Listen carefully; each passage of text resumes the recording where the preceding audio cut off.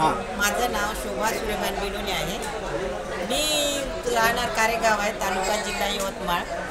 माझा phone number 88 47 75 86 63 आणि मी 7 वर्षापासून बसंत ही फळाटी लावत होती.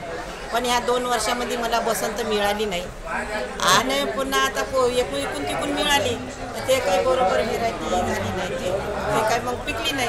अच्छा.